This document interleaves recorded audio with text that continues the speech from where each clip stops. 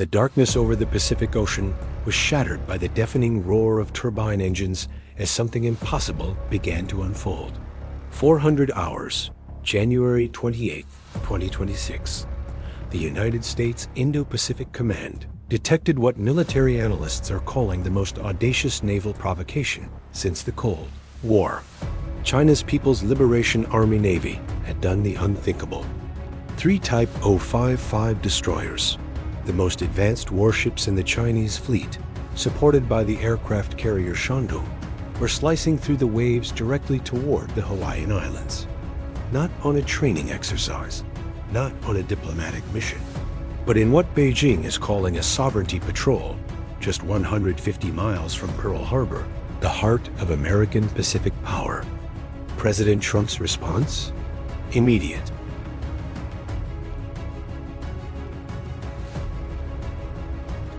Aggressive, and according to intercepted communications from Beijing, completely unexpected. But what happened next would reveal a conspiracy so deep, so carefully orchestrated, that even the CIA's most paranoid analysts had missed it entirely. Within hours of China's fleet entering what the U.S. considers its defensive perimeter, the USS Ronald Reagan Carrier Strike Group was racing at flank speed to intercept. 3 5C Lightning fighters were already airborne, their weapon systems hot, flying combat air patrols in aggressive formations that left no doubt about American intentions. The world held its breath. 2 nuclear superpowers, their warships loaded with enough firepower to devastate entire coastlines, were about to meet in waters that neither was willing to concede. But here's where the story takes a turn that nobody saw coming. While every satellite, every news network, every military analyst on Earth was fixated on the Pacific showdown, something far more sinister was unfolding 5,000 miles away on the Korean Peninsula. North Korean Supreme Leader Kim Jong-un had convened an emergency military council meeting, and the intelligence that surfaced from that meeting would change everything we thought we knew about this confrontation. But before we dive deeper into this geopolitical chess game, I need to ask you something. In this high-stakes confrontation between China and the United States, with North Korea lurking in the shadows, who do you think holds the real advantage? Is it America's technological superiority? China's numerical strength? Or is North Korea playing a game that neither superpower has figured out yet? Drop your prediction in the comments right now, because what actually happened will probably shock you. Let's rewind 72 hours before the Chinese fleet appeared off Hawaii. Beijing, inside the Zhongnanhai leadership compound. Chinese President Xi Jinping had just finished a 4-hour strategic session with the Central Military Commission. According to sources familiar with the meeting, Xi was presented with what Chinese strategists call the Hawaiian opportunity. Here's the context that makes this move so provocative. For decades, China has watched as American carrier strike groups routinely patrol within 12 miles of Chinese claimed territories in the South China Sea. Every time the U.S. Navy conducts domination operations, Beijing files diplomatic protests that Washington completely ignores. The humiliation, from China's perspective, had become unbearable. The plan was elegant in its simplicity and devastating in its psychological impact. If America could patrol Chinese waters with impunity, then China would do the exact same thing to America. The Shandong Carrier Group would conduct what Beijing termed legitimate military exercises in international waters near Hawaii, technically legal under maritime law, but unmistakably threatening in intent. When the orders were transmitted to the People's Liberation Army Navy Eastern Theater Command, Admiral Dong Jun, China's top naval commander, reportedly smiled. This wasn't just a military operation.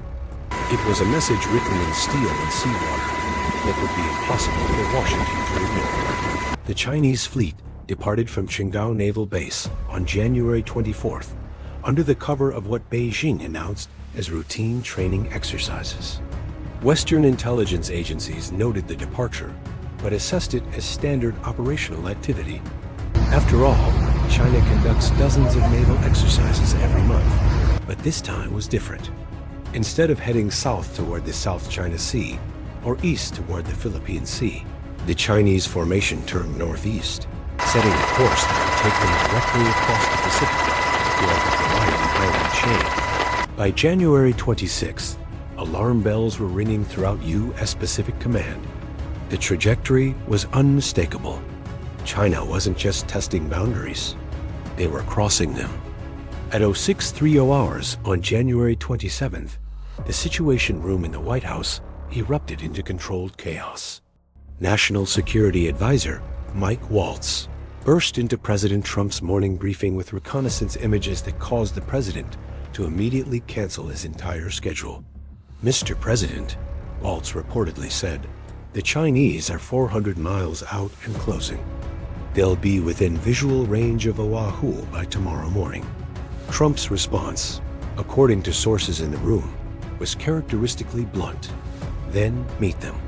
Show them what happens when you bring warships to my islands." The order went out instantly. The USS Ronald Reagan, which had been conducting operations near Japan, was to proceed at maximum speed to Hawaiian waters.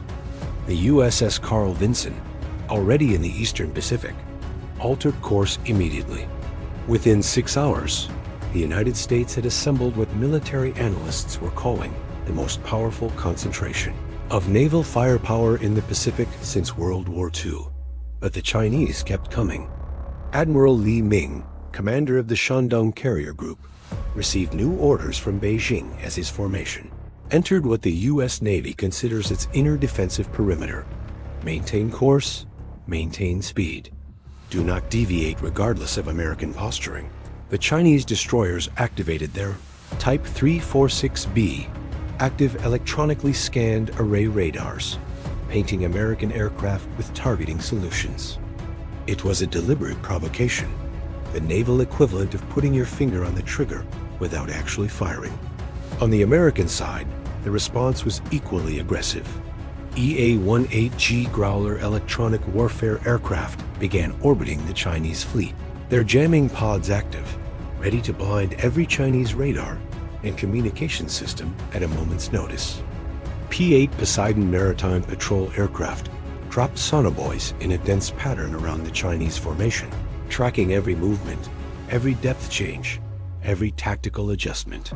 Critical revelation 8 o'clock to 10:30. But here's where the story gets truly bizarre. At 14:20 hours on January 27th, something completely unexpected happened that changed the entire nature of the crisis. A U.S. Navy submarine, the USS Hawaii, a Virginia-class attack submarine that had been shadowing the Chinese fleet since they entered the Central Pacific, detected something that shouldn't have been there. Acoustic signatures that didn't match any known Chinese vessel. Strange, irregular sonar contacts that appeared and disappeared like ghosts in the deep. The submarine commander, Captain James Mitchell, immediately sent an encrypted flash message to Pacific Fleet headquarters. Unknown submerged contacts detected. Not Chinese. Repeat, not Chinese. Request immediate identification. The response from intelligence analysts sent shockwaves through the Pentagon. Those submarines weren't Chinese. They were North Korean. 2 North Korean Romeo-class submarines, antiquated diesel-electric vessels that shouldn't have been capable of making the journey across the Pacific, were somehow operating in coordination with the Chinese fleet. But how? The Romeo class has a maximum range of about 9,000 miles, and that's under ideal conditions. The distance from North Korea to Hawaii is over 4,500 miles each way. The math didn't add up, unless someone had been helping them. Hook number 3 to 10:30 to 11:15. This is where the conspiracy gets deep, and I mean really deep. U.S. intelligence agencies immediately began pulling apart every satellite image, every signal intercept, every piece of data they had on North Korean naval movements over the past 6 months. What they found was stunning. The North Korean submarines hadn't made the journey on their own power. They couldn't have. Instead, Chinese auxiliary vessels, disguised as commercial cargo ships, had been serving as mobile refueling and resupply stations. The North Korean submarines would surface briefly, take on fuel and provisions from these support ships, and then submerge again. China had been secretly extending North Korea's operational range, turning Kim Jong-un's obsolete submarine fleet into a tool that could threaten American territory directly. The realization hit Washington like a thunderbolt. This wasn't just a Chinese provocation. It was a coordinated operation between Beijing and Pyongyang, designed to test American resolve and demonstrate that the Pacific was no longer an American lake. President Trump convened an emergency National Security Council meeting at 1800 hours. According to leaked minutes from that meeting, the discussion was intense and the options were limited. Option 1. Intercept the Chinese fleet with overwhelming force, effectively blockading them and demanding their immediate withdrawal. The risk? Potential escalation to actual combat between nuclear powers. Option 2. Shadow the Chinese fleet closely, but allow them to complete their freedom of navigation operation, essentially conceding that China has the same rights near American territory that America claims near Chinese territory. The risk? Looking weak and encouraging further provocations. Option 3. Something completely unexpected that nobody outside that room had considered. Trump chose Option 3. At 2,200 hours that night, a cryptic statement was released from the White House press office. Press Secretary Caroline Leavitt stepped up to the podium and delivered a message that confused analysts around the world. The United States welcomes international maritime traffic in accordance with international law. We have full confidence in our defensive capabilities and see no threat from aging vessels conducting legitimate transit operations. The statement was bizarre, dismissive, almost mocking in its tone. Beijing's response was immediate and furious. Chinese state media erupted with articles about American arrogance and disrespect. But Trump wasn't playing to Chinese sensibilities. He was playing a completely different game. The trap revealed 14 o'clock to 17:30. Here's what was really happening while the world watched the surface drama unfold. The U.S. Navy hadn't been scrambling to intercept the Chinese fleet out of panic. They'd been orchestrating the most sophisticated intelligence-gathering operation in modern naval history. Every radar emission from the Chinese warships was being recorded and analyzed. Every communication, even those on encrypted channels, was being intercepted and cataloged. The movement patterns, the tactical formations, the response times to American aircraft, everything was being fed into massive databases at the National Security Agency and U.S. Cyber Command. But the real prize wasn't the Chinese ships. It was the North Korean submarines. Remember, the Romeo-class submarines are old, but North Korea has been suspected of developing new, quieter submarine technology with Chinese assistance. U.S. intelligence desperately wanted to understand the actual capabilities of North Korea's submarine fleet, particularly given reports that Pyongyang was developing ballistic missile submarines that could threaten the American mainland. The appearance of these North Korean submarines so far from home was an unprecedented opportunity to gather acoustic signatures, operational patterns, and tactical doctrine. The U.S. Navy was using the Chinese provocation as cover to completely map North Korea's undersea capabilities. 3 American attack submarines, the USS Hawaii, USS Texas, and USS Mississippi, formed a triangular tracking formation around the North Korean vessels. Advanced towed array sonar systems recorded every sound, every mechanical vibration, every pump noise. AI-powered analysis systems were building comprehensive acoustic profiles that would make these submarines detectable anywhere in the world's oceans. The North Koreans, believing they were operating covertly under Chinese protection, had no idea they were being studied like laboratory specimens. January 28th, 0400 hours. This is when everything changed. The Chinese fleet was now 150 miles from Oahu, close enough that residents of Hawaii could theoretically see the ships on the horizon in daylight. The moment of maximum tension had arrived. But instead of the expected confrontation, something completely different happened. The entire electromagnetic spectrum over the Central Pacific suddenly went dark. Every radar, every communication system, every electronic sensor for hundreds of miles around simply stopped working. The United States had activated something that few people knew existed: the full-spectrum electromagnetic warfare capability of the Indo-Pacific Command, using a combination of airborne jamming platforms, satellite-based disruption systems, and what some analysts believe were experimental directed energy weapons. The U.S. military created what insiders call an electronic void. Inside this void, the Chinese fleet was effectively blind and deaf. Their sophisticated radars showed nothing but static. Their communication systems couldn't reach Beijing. Their navigation systems were reduced to using stars and compass headings like sailors from the 18th century. But here's the truly frightening part. American systems worked perfectly.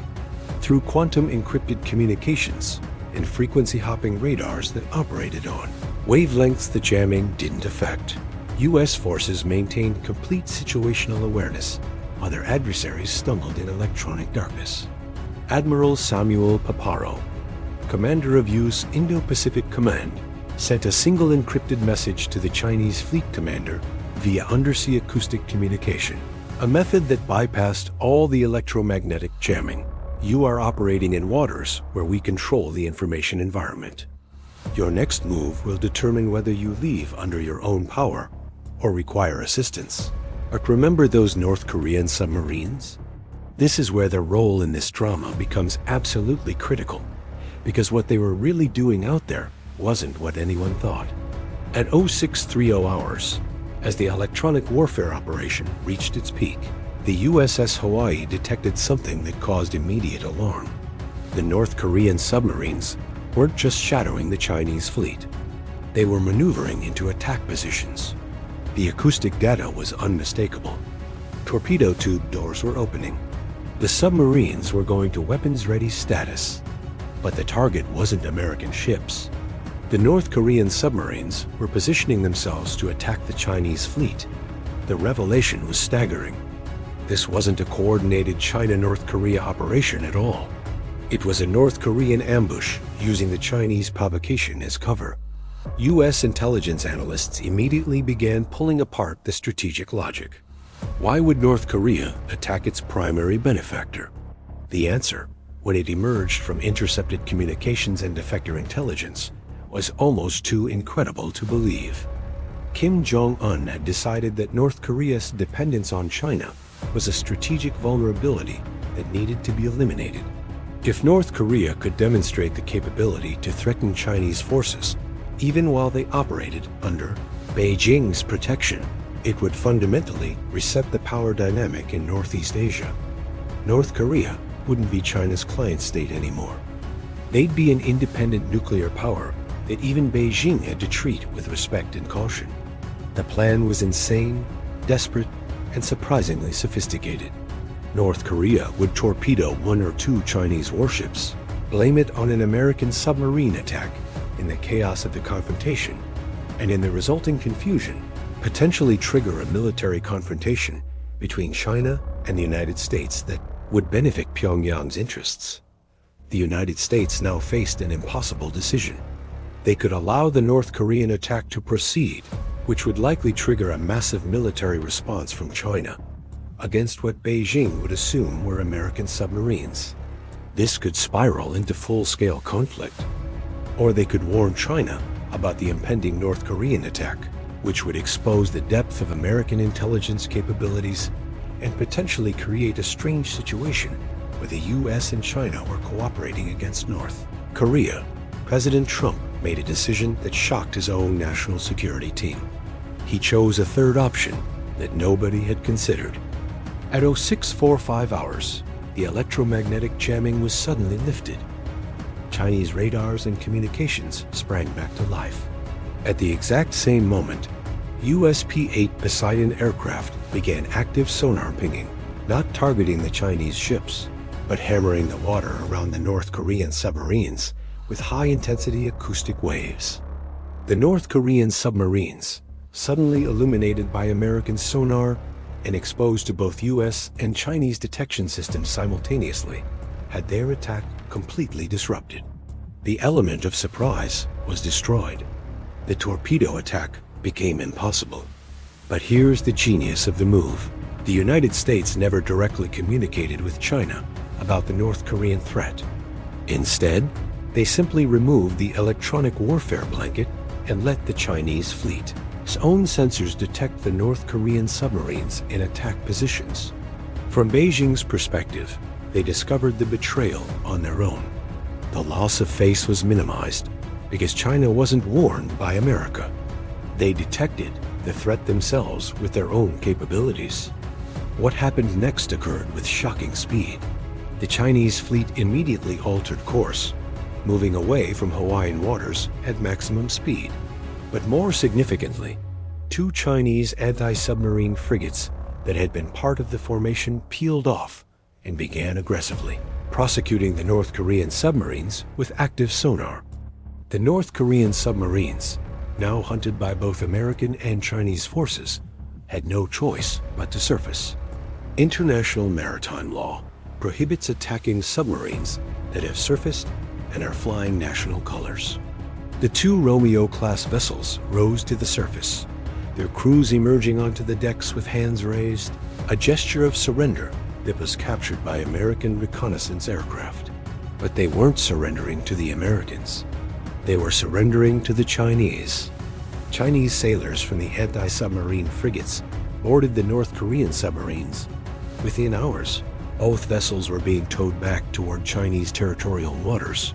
Their crews detained. Their mission failed catastrophically. The geopolitical implications were staggering. North Korea had attempted to manipulate its 2 most powerful neighbors into conflict and been caught in the act. The relationship between Beijing and Pyongyang, already strained, had been shattered in a single morning. But the most shocking revelation came 3 days later when South Korean intelligence leaked information that completely reframed the entire incident. The North Korean submarine crews, during their detention by Chinese forces, revealed that the attack plan hadn't been authorized by Kim Jong-un at all. It was a rogue operation by a faction within the North Korean military that believed Kim's leadership had become too cautious, too willing to accept Chinese dominance. These hardliners wanted to force a crisis that would compel North Korea to pursue absolute military independence, regardless of the consequences. Kim Jong-un, upon learning of the unauthorized operation, immediately executed 7 senior military officials. The purge was swift and brutal, designed to demonstrate to Beijing that he still controlled his military apparatus. But the damage was done. China now knew that North Korea's command and control systems were fractured and potentially unreliable. As for the United States, the operation had been an overwhelming success. They'd gathered comprehensive intelligence on both Chinese and North Korean naval capabilities. They demonstrated electronic warfare dominance that shocked even America's allies. And they'd managed to fracture the China-North Korea relationship without firing a single shot. The statement from Press Secretary Caroline Leavitt suddenly made perfect sense in hindsight. Aging vessels conducting legitimate transit operations wasn't dismissive arrogance. It was a coded message to America's intelligence services and military commanders. We know everything. We control the situation. Proceed with the plan. Strategic analysis 31 minutes and 0 seconds to 33 minutes and 30 seconds. So what does this mean for the future of Pacific security? Several things became clear in the aftermath of this crisis. First, the United States demonstrated that technological superiority can neutralize numerical advantages. China brought 4 major warships into America's backyard and discovered they were completely vulnerable to electronic warfare capabilities that they had anticipated. Second, the myth of the China-North Korea alliance has been permanently damaged. Beijing now understands that Pyongyang is not a reliable partner and may in fact be willing to sabotage Chinese interests to pursue its own agenda. This will likely lead to a fundamental reassessment of China's North Korea policy. Third, and perhaps most importantly, the United States showed that it can control escalation even in the most dangerous confrontations. By manipulating the information environment and exposing North Korea's betrayal without direct attribution, Washington demonstrated a level of strategic sophistication that caught both Beijing and Pyongyang off guard. But here is the question that's keeping analysts awake at night. Was this really the end of it? Chinese state media has been notably quiet about the incident, which is unusual for a situation that should have been portrayed as a victory over American aggression. Some intelligence analysts believe that Beijing is quietly investigating whether the United States somehow orchestrated the entire scenario, including the North Korean betrayal, as an elaborate intelligence operation. If that's true, if the US somehow manipulated a faction within the North Korean military into attempting an attack on Chinese forces, knowing that American detection systems would expose the plot at the critical moment, then we're looking at a level of psychological warfare and intelligence manipulation that goes far beyond anything previously attempted in modern geopolitics. So here's what I want to know from you. Do you think the United States simply took advantage of an opportunity when North Korean hardliners went rogue? Or do you believe American intelligence agencies orchestrated this entire crisis from the beginning, manipulating events to achieve multiple strategic objectives simultaneously? And here's an even bigger question. Will China and North Korea learn from this humiliation and adapt their tactics? Or has this incident permanently shifted the balance of power in the Pacific in America's favor? Drop your analysis in the comments. I'm genuinely curious to hear what you think, because the implications of this incident are still unfolding. If this deep dive into one of the most complex military operations in recent history opened your eyes to how modern warfare really works, smash that like button. Subscribe and hit the notification bell, because the next video is going to expose the classified details of China's response plan. And trust me, Beijing isn't taking this lying down. The next phase of this confrontation is already beginning, and what's coming will make this incident look like a minor skirmish. Thank you for watching. Stay informed, stay strategic, and I'll see you in the next one.